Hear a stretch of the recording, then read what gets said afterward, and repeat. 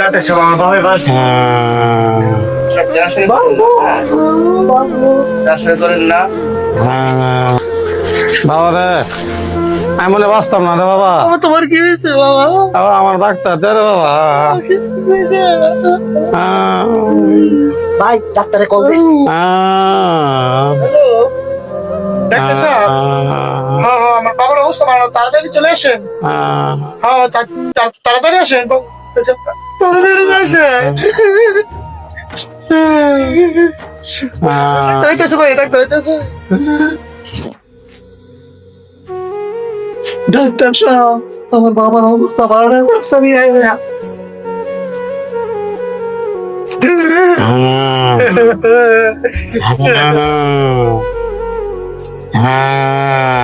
দেখি ডাক্তার সাহেব আমার বাবার বাস করেন না। লিখে দিচ্ছি, নিয়মিত ইনশাল্লাহ ঠিক হয়ে যাবো অতি শীঘ্র। ডাক্তার সাহেব ওষুধ আছেন নি? হ্যাঁ আমার সাথে ওষুধ আছে, আমি ওষুধ দিয়ে দিচ্ছি আপনাদের।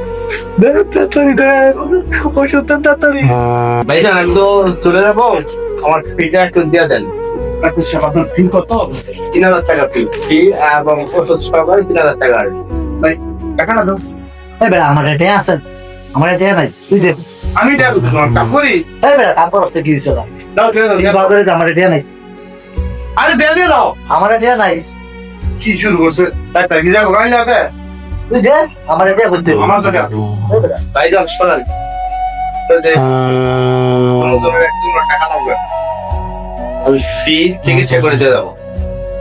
এই অসুস্থ রোগীর কোটি টাকার সম্পদ, 5 তলা বিল্ডিং এবং 2 সন্তান আমাকে নিয়ে আসছে।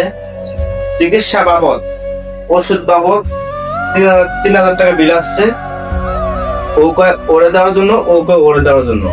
এক সন্তানকে টাকা দেয় নাই। এরকম সন্তান থাকা যেই না থাকা একই। এই ভিডিওটি বাস্তবমুখী একটি ভিডিও।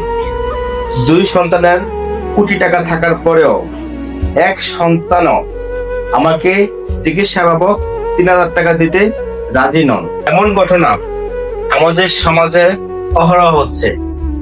বাবার কোটি টাকার সম্পদ থাকার পরেও তার 2 সন্তান 3000 টাকা চিকিৎসা ফি দিবে, সে 3000 টাকা চিকিৎসা ফি দিতে রাজি নন। আর এই ভিডিওটি যদি আপনাদের নিকট ভালো লাগে তাহলে বেশি বেশি শেয়ার করে অন্য নিকট পৌঁছে দিবেন। আর কমেন্টসের মাধ্যমে জানাবেন ভিডিওটি কেমন লাগলো আপনাদের নিকট।